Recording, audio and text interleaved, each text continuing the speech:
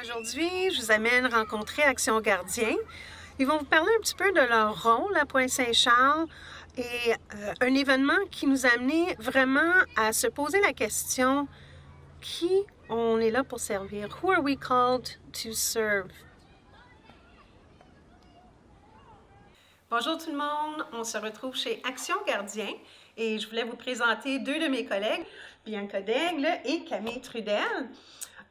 Peut-être, Camille, tu peux nous parler un petit peu, c'est quoi Action Gardien? Oui. En fait, Action Gardien, c'est la corporation de développement communautaire de Pointe-Saint-Charles. Donc, en fait, on est une table de concertation. On a 26 membres seulement communautaires, donc tous des organismes à but non lucratif qui œuvrent dans le quartier Pointe-Saint-Charles, soit qui ont leurs locaux dans le quartier ou soit qui interviennent auprès de la population.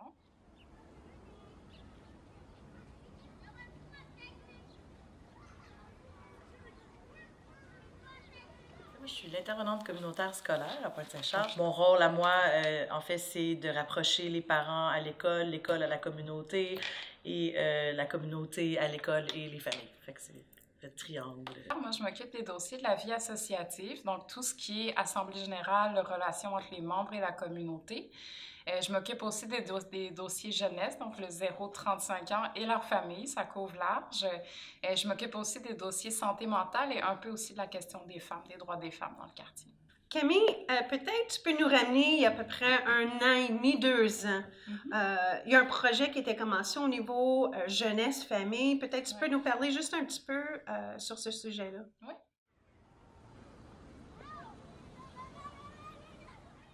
Je nous ramène en arrière en 2011. Donc, à l'époque, on avait senti le besoin un peu d'avoir un portrait de comment allait la population, comment allaient les jeunes, comment allaient les familles. Donc, c'est fait un grand forum en 2012 qui sondait en fait la population sur leurs besoins.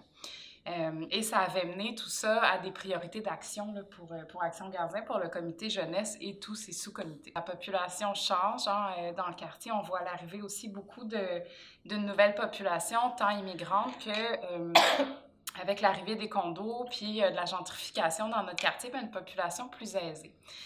Donc, on s'est dit, il faut réfléchir à de quoi on a besoin, qu'est-ce que nos jeunes et les familles, qu'est-ce qui leur manque en fait pour être vraiment bien à la pointe. Avec Statistique Canada, on a accès aux nouvelles données là, qui datent de 2016, donc comment se transforme notre quartier. Les principaux intéressés, ce sont les familles et les jeunes.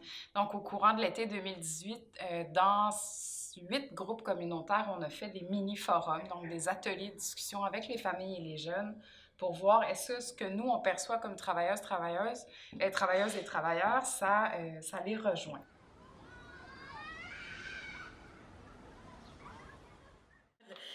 L'intervention communautaire scolaire, c'est l'importance de ça, c'est vraiment de prendre l'école puis de l'ancrer dans sa communauté, finalement.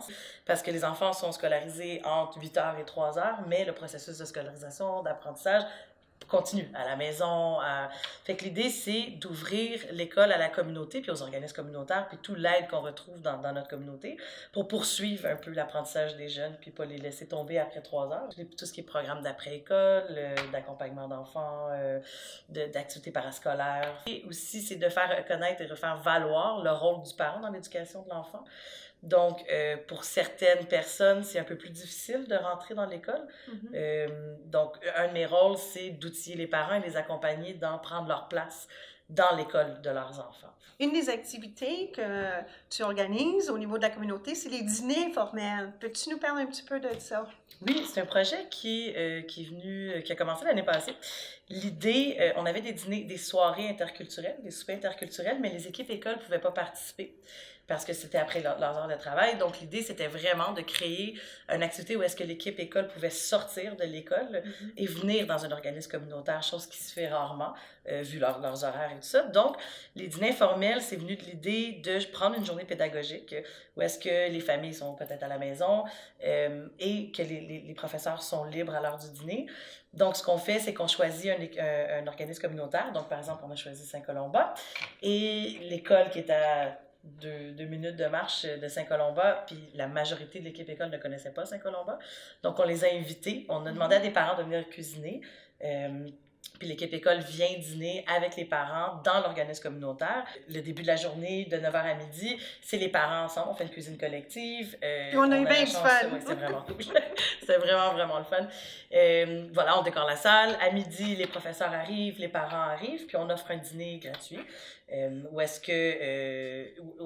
Comment on dit mingle? On se connaît, on jase, on partage. C'est ça, c'est aussi une opportunité pour les parents puis la communauté de pouvoir rencontrer le directeur ou la directrice de l'école hors contexte d'une école. T'sais. Puis pour l'équipe école, c'était vraiment intéressant aussi de parler aux parents. En fait, souvent, les professeurs vont parler aux élèves, aux parents des élèves dans des rencontres formelles. Fait que c'est créer un moment informel d'échange. Puis, je pense la plus-value de cette activité-là, c'est vraiment de sortir l'équipe école de l'école, puis les rentrer dans l'organisme communautaire, puis justement pouvoir présenter les services offerts qui viennent en aide aux jeunes dans leurs écoles. On se rendait compte, en fait, dans le quartier qu'on n'arrivait pas comme organisme communautaire à rejoindre les familles les plus isolées, qui sont aussi d'habitude des familles immigrantes ou des familles à très faible revenu, donc vraiment qui ont pas beaucoup les moyens de sortir. Donc, on a pris ça à bras-le-corps, puis on s'est dit comment on fait comme concertation pour les rejoindre, ces familles isolées. On s'est dit, rejoindre une famille isolée demande du temps, demande de la patience, demande une création de liens. Hein? Les groupes communautaires n'ont pas toujours les ressources humaines et financières pour aller dans les milieux de vie. Donc, on s'est dit, nous, comme concertation, c'est ça qu'on fait.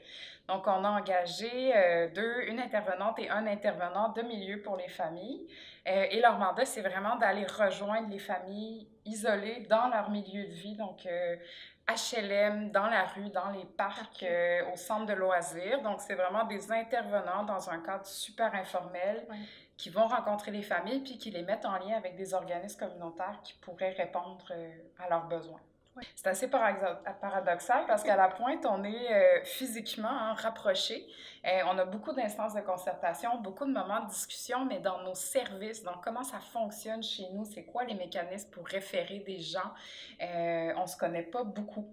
Au comité ado, donc qui est le comité 12-18, auquel un intervenant chez toi participe, à qui on a mis en place, en fait, à chaque début de rencontre, donc on se rencontre 8 à 9 fois par année, à chaque début de rencontre, on a un moment de discussion clinique sur un cas, une histoire vécue par un des intervenants qui a eu à faire quelque chose, qui a eu à intervenir dans le cadre de sa mission, dans le cadre de son travail.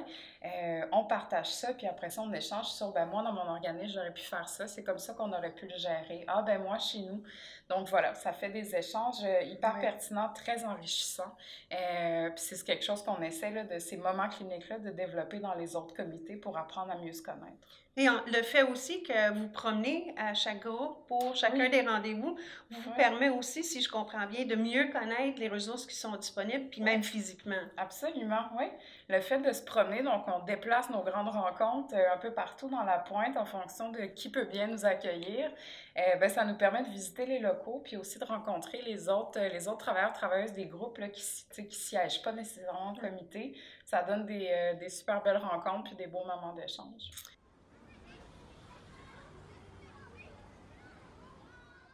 On s'est rendu compte, c'est qu'à la pointe, il n'y a pas beaucoup d'activités pour les 12-14 ans, pour nos jeunes ados. Il y a beaucoup de choses pour les plus petits, il y a pas mal de choses pour les plus vieux, mais vraiment en transition, là, primaire, secondaire, cette période-là un peu charnière, on ne les touchait pas beaucoup. Là, il y a déjà des organismes qui ont pris les documents qui ont été fournis, qui ont commencé à réfléchir à ça, puis qui se sont dit qu'est-ce qu'on peut faire en collectivité. Donc déjà des projets qui émergent. Fait que voilà, je pense que c'est vraiment c'est ça, de garder ça en tête, de le réactualiser pour monter des projets, monter des collaborations qui répondent en fait à ces besoins-là. Voilà. J'ai hâte à parler avec vous d'un projet qui est né directement de cette discussion avec Action Gardien à la communauté, un projet qui vise à engager, à développer le leadership de nos 12 à 14 ans dans la communauté de Pointe-Saint-Charles. Le prochain épisode, on va aller rencontrer les familles, les jeunes, les partenaires communautaires, qu'eux aussi y croient dans la mission possible.